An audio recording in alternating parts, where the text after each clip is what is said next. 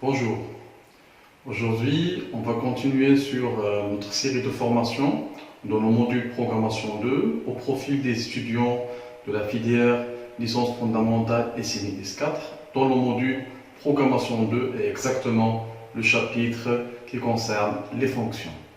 Allons-y. Comme plan de ce chapitre, on va commencer par une introduction sur la programmation modulaire et l'utilisation des différents types de variables locales et globales avec les fonctions. Et on va essayer extraire une définition, bien rôle des fonctions dans la programmation modulaire. Après, dans la deuxième section, on va essayer de voir la déclaration, définition et l'appel d'une fonction. Dans la troisième partie, on va essayer de voir l'application des pointeurs avec les fonctions. Et surtout, dans la quatrième partie, on va voir des cas particuliers des fonctions, ce qu'on appelle les fonctions récursives, et même un cas particulier, c'est les macros. Et la dernière partie est consacrée pour discuter ensemble quelques erreurs fréquentes dans la programmation avec application des fonctions, et on va voir quelques recommandations et conseils techniques pour bien utiliser les fonctions dans vos programmes. Comme une introduction, alors normalement, si on parle d'un programme en général, on parle des centaines de lignes, on parle des milliers de lignes code source dans votre programme. C'est pour cela ici, la tâche dans ce cas, ça va être une tâche très difficile pour bien gérer votre code source. C'est pour cela, c'était souvent de faire quoi? De suivre une forme, ce qu'on appelle une forme modulaire.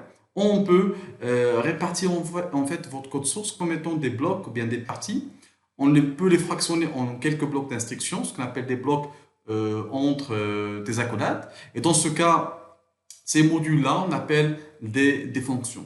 Et on sait très bien dans un programme en langage C, il y a une fonction principale, c'est la fonction mail qui nous permettra en fait de décrire des différents enchaînements, bien la série d'exécution de différentes tâches, bien de différentes instructions.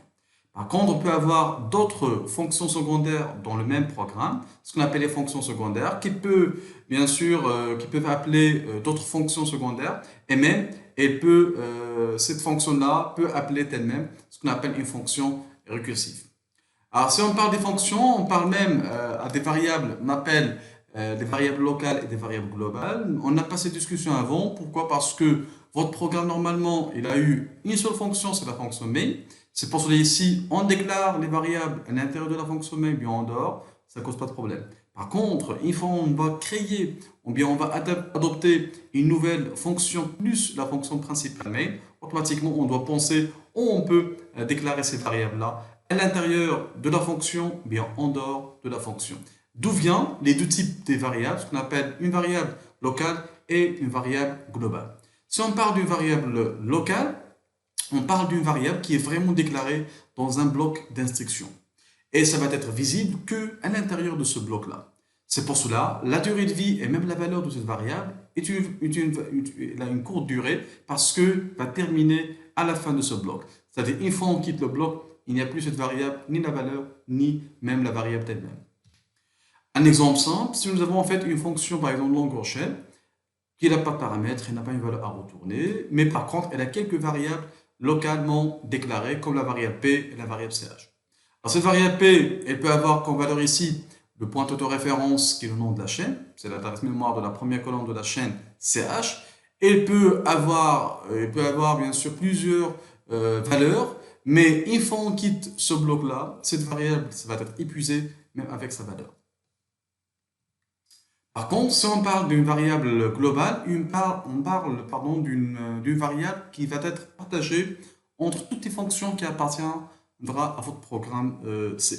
C'est pour cela ici, cette variable normalement n'appartient à aucun bloc. C'est pour cela qu'il est recommandé de la déclarer juste après les instructions d'entête, ce qu'on appelle l'instruction qui commence par dièse, comme l'instruction dièse include.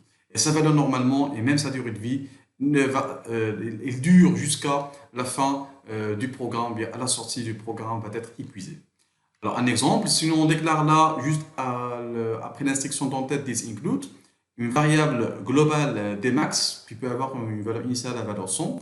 Cette variable dmax, elle peut être utilisée soit dans la fonction, par exemple ici, lire tab, c'est une fonction secondaire, remarquez là, ou bien dans la fonction main, ou bien dans n'importe quelle fonction qui appartiendra à ce code source là. Pourquoi? Parce que c'est une variable déclarée globale.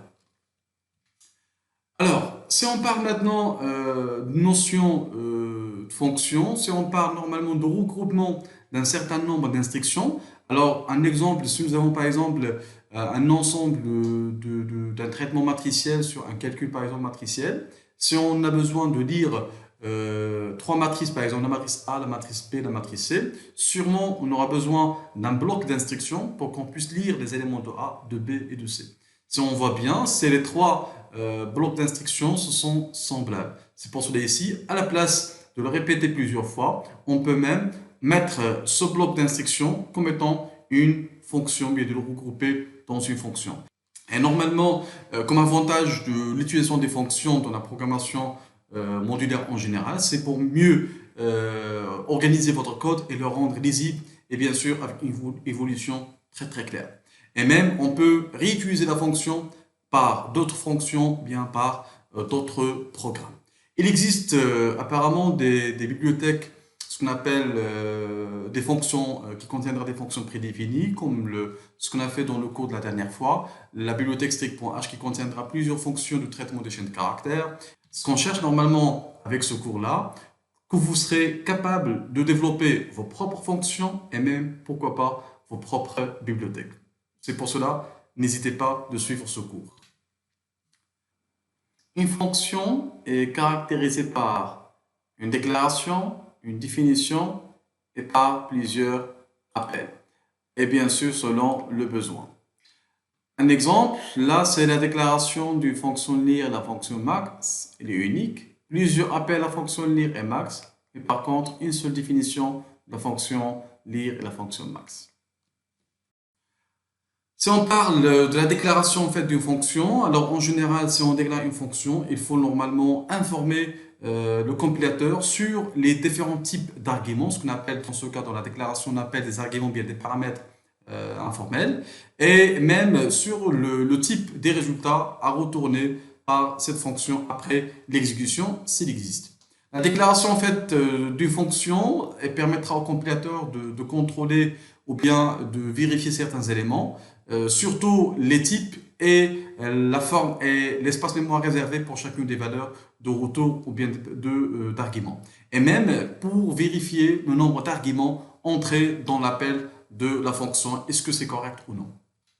La syntaxe en fait pour déclarer une fonction en langage C, alors normalement on met le nom de la fonction, on définit les arguments qu'on a dit, des arguments, des paramètres informels, et même la valeur ou bien le type de la valeur à retourner. Alors cette écriture-là, on appelle une déclaration des fonctions, ou bien on appelle le prototype.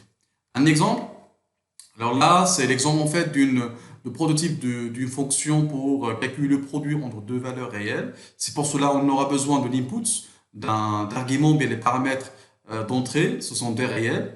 Et la fonction produit nous permettra de calculer une valeur, c'est une valeur qui soit retournée une valeur réelle. Même, on peut avoir une fonction à déclarer sur une fonction nommée longueur qui nous permettra de calculer la longueur d'une chaîne entrée en paramètres. On sait très bien, une chaîne normalement, bien le nom de la chaîne, c'est un pointeur sur un caractère, c'est normalement la forme de paramètre d'entrée et il peut retourner normalement un entier.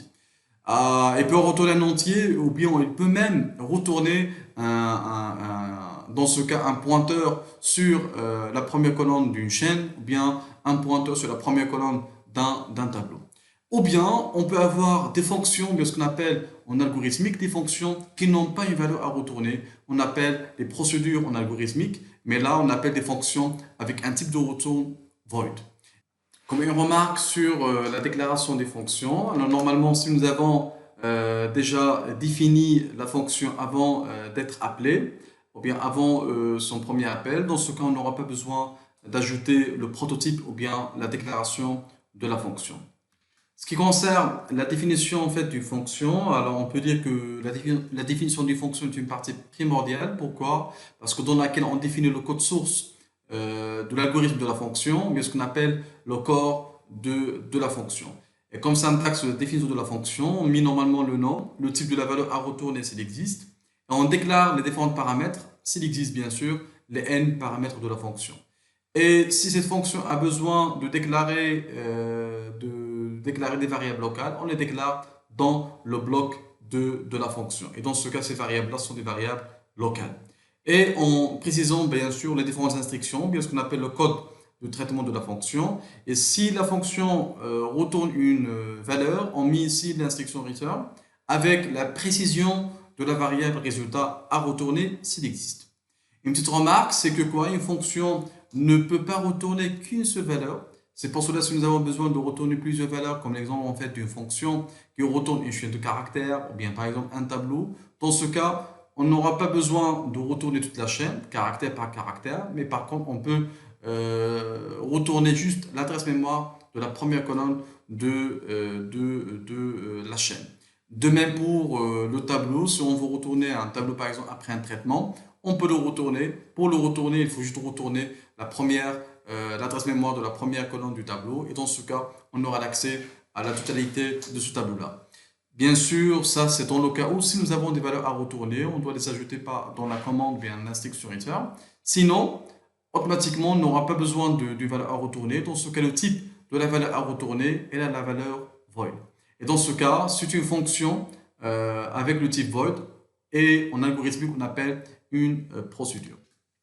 Un exemple d'une fonction avec argument une valeur à retourner, là, c'est la fonction longueur qui calcule en fait la longueur d'une chaîne de caractères entrée comme paramètre et elle retourne une valeur de type entier.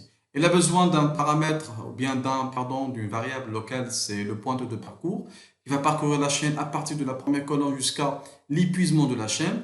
Et à la fin, on va retourner la soustraction entre l'indice de la colonne, ou bien l'adresse mémoire de la colonne sur laquelle il pointe le P, moins l'adresse mémoire de la première colonne sur laquelle il pointe le CH, le pointeur de référence. La soustraction entre les deux nous donnera la longueur de la chaîne.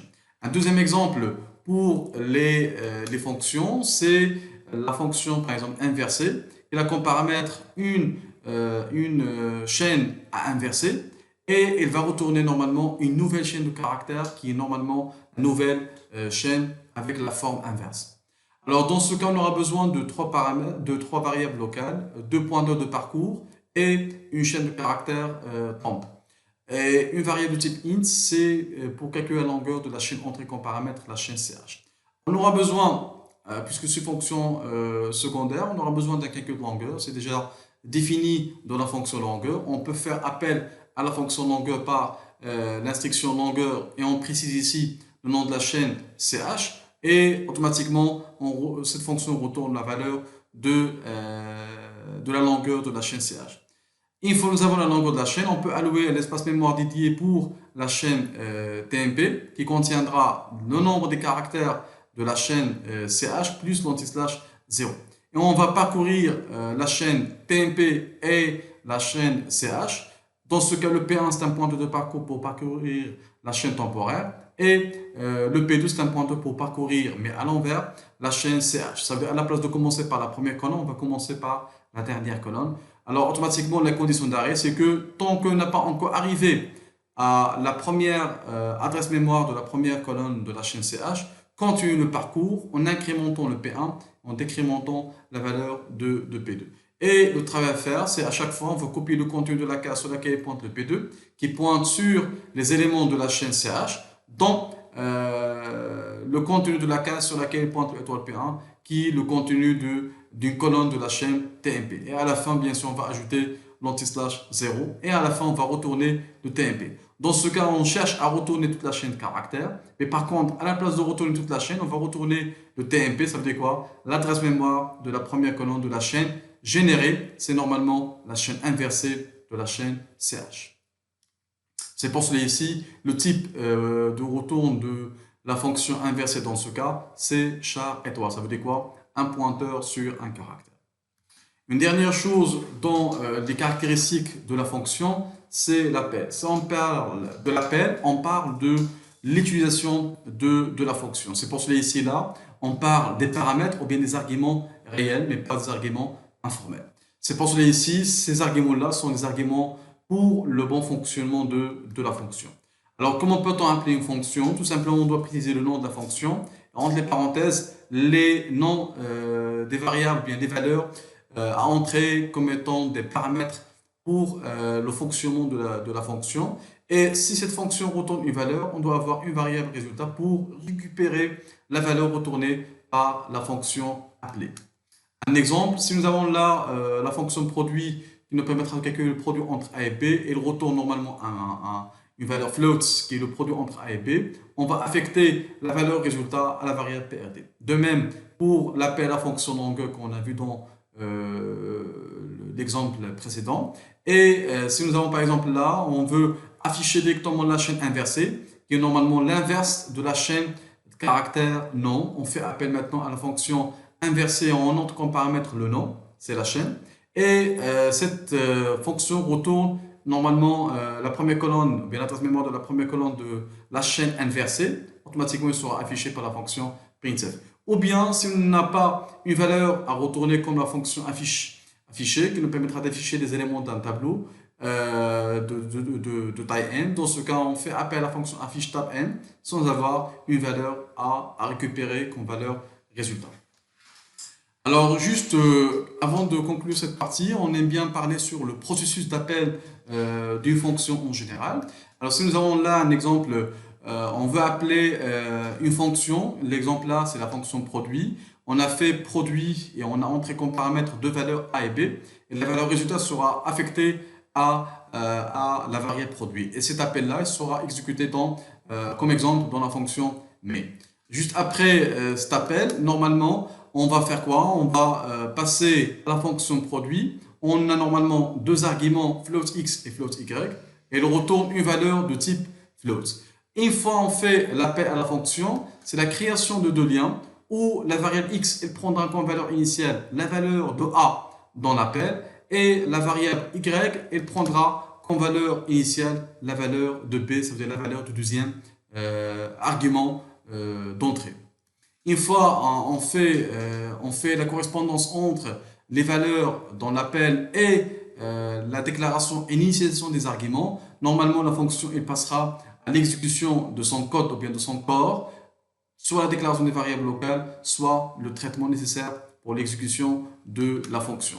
Une fois normalement la fonction termine le traitement, elle va retourner une valeur, c'est normalement la valeur du produit, c'est une valeur de type réel qui sera retournée à la fin de la fonction. Une fois on termine la fonction, automatiquement c'est l'épuisement des variables locales déclarées dans la fonction produit. Et dans ce cas, on retourne normalement à la fonction main pour qu'on puisse normalement récupérer la valeur du produit retournée à la fonction produit. Pour la partie qui concerne l'application des pointeurs avec les fonctions, je vous propose de commencer par un problème dans lequel on va parler sur un programme simple de la permutation entre deux valeurs de type entier en utilisant une fonction permutation. Et je vous propose la méthode. Maintenant, qu'est-ce qui se passe au niveau de l'exécution de ce programme? On va voir. À l'exécution du programme, il commence par la fonction main. Automatiquement, on commencera par la déclaration des deux variables locales x égale à 5 et y égale à 9.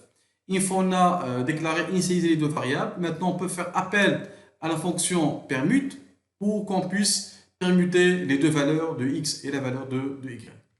Alors pour le faire, une fois on fait l'appel à la fonction permute, c'est une déclaration des paramètres de la fonction, la déclaration de la variable a, la déclaration de la variable b. Et en même temps, c'est une initialisation, c'est-à-dire que int a prend comme valeur initiale la première valeur du paramètre, c'est la valeur de x, c'est 5, ok? Et la variable b comme deuxième paramètre de la fonction permute, elle prendra la deuxième valeur entrée comme un argument d'entrée dans l'appel de la fonction permute, c'est la valeur de y. Et dans ce cas, la valeur de y sera affectée à la variable b. Alors dans ce cas-là, ce type de passage, on appelle le passage par valeur. Ça veut dire quoi? On a fait l'appel à la fonction permute, on a entré des valeurs pour les paramètres de la fonction permute, ce qu'on appelle le passage par valeur. Une fois on a terminé la déclaration, l'initialisation des paramètres de la fonction permute, alors l'occasion du compilateur d'entrer dans le corps de la fonction. Automatiquement, elle commencera par la déclaration de la variable temp, d'accord? Et après, le temp prendra comme valeur la valeur de a. Dans ce cas, le temp prendra comme valeur la valeur simple. Alors par la suite, le a prendra la valeur de b. Automatiquement, le a prendra la valeur de b. Il prendra comme nouvelle valeur la valeur 9. Et le b prendra comme valeur la valeur temp. Dans ce cas, la nouvelle valeur de b, c'est la valeur 5, c'est la valeur de tmp. Une fois on arrive à la fin, la collade fermante de permute, automatiquement, c'est l'épuisement de toutes les variables déclarées dans la fonction permute. Et on va retourner à la fonction main. Automatiquement, on va retourner à la fonction main et on va voir que le x il est toujours égal à 5 et le y il est toujours égal à 9. Ça veut dire quoi? On n'a pas effectué une permutation entre les variables x et la variable y de la fonction main. Ce qui cause le problème que quoi? On n'a pas normalement arrivé à atteindre l'objectif parce que le x il a gardé toujours la même valeur et le y il a gardé toujours la même valeur. La solution à vous proposer, c'est une solution où on peut utiliser les pointeurs. C'est-à-dire quoi? On aura presque le même programme, sauf ici, à la place d'utiliser des variables simples, on va utiliser deux pointeurs A et B. On va voir dans l'exécution. Une fois on exécute, dans la fonction main, on a en fait les deux variables toujours x égale à 5, le y égale à 9. Et par la suite, on va faire appel à la fonction permute. Automatiquement, c'est une déclaration de deux variables, mais dans ce cas, ce sont des pointeurs, pointeur A et pointeur B. Et c'est en même temps initialisation. C'est pour cela ici, la variable A prendra comme valeur initiale l'adresse de x et la variable B prendra comme valeur l'adresse de y. Et dans ce cas, on a appelé la fonction permute et on a passé, à la place de passer des valeurs, on a passé des adresses. Dans ce cas, on appelle le passage par adresse. C'est le passage par adresse. Ça veut dire quoi? Appel à une fonction et entrer comme valeur des paramètres de la fonction des adresses mémoire et non pas des valeurs simples. On va voir ce qui se passe après l'exécution de la fonction. Une fois on terminera la déclaration et l'initialisation des paramètres de la fonction permute, on entre dans le code source de la fonction permute. On aura comme valeur initiale pour la déclaration de la variable TMP, il va avoir comme valeur initiale étoile de A.